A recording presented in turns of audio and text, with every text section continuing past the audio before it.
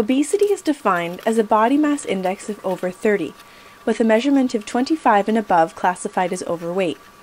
Both of these conditions are becoming more prevalent in developed and developing countries at an alarming rate, and national policies have been slow to make binding regulations to combat obesity.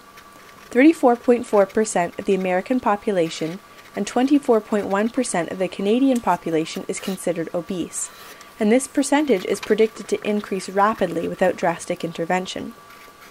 Obesity has consequences that reach far beyond individual health.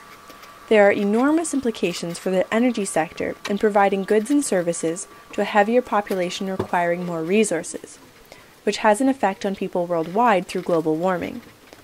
The energy required in sustaining an obese person's diet and lifestyle is far greater than that of a person of normal weight. Several of the most grievous energy burdens can be attributed to transportation and food production. The Hamburg Institute of International Economics has estimated that a reduction in average weight by 5 kilograms could reduce transportation emissions in OECD countries by 10 million tons of carbon dioxide. By reverting consumption of energy-rich foods to 1990 levels, there could be a reduction of 100 million tons of CO2, 2 million of which is attributed to reduction in food waste. While many areas of the world are plagued by food shortages, many developed nations indulge in chronic overconsumption. The growing middle class in developed countries are seeking this hallmark of the American dream. The body is a very efficient storage machine and puts extra energy away as fat for later use. U.S. food consumption was estimated at 3,900 kilocalories per day, which is 1,400 to 2,000 kilocalories more than an average man or woman, respectively, needs per day. Many of these extra calories come from added fats and sugars. These substances are energy intensive to produce. A study by the USDA found that between 1970 and 2003, consumption of added fats and oils rose 63%. Corn-based sweetener consumption, largely in the form of high fructose corn syrup, now amounts to over 79 pounds per person per year. Corn is a very labor-intensive crop to produce, as it requires supplementation of the soil through fertilizers, protection from many pests with insecticides and fungicides, and harvesting and processing with heavy machinery to extract the corn from the stalks and husks. All of these products are energy intensive to produce and operate, leading to higher emissions from farming than is necessary to sustain a diet of average proportions.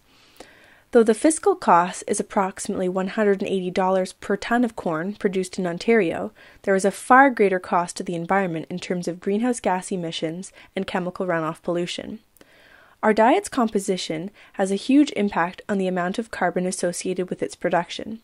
The average meat-based diet releases 2.1 tons of CO2 per person per year, while a vegan diet releases a meager 0.1 ton. Obesity is linked to a high consumption of animal products which are very energy intensive to produce. The soft, satisfying pfft of opening a soft drink, when multiplied to include all of the fizzy drinks consumed in the US annually, adds up to a whopping 389,570 tons of CO2 released. Add in the emissions from the entire production cycle, and the cost of obesity and the diet associated with it is very significant to society. Recently, international governing bodies have proposed policies to combat obesity.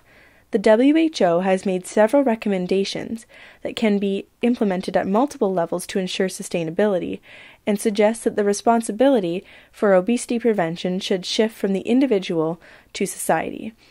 Additionally, other WHO and international recommendations suggest targeting food marketing, which is directly connected to nutrition.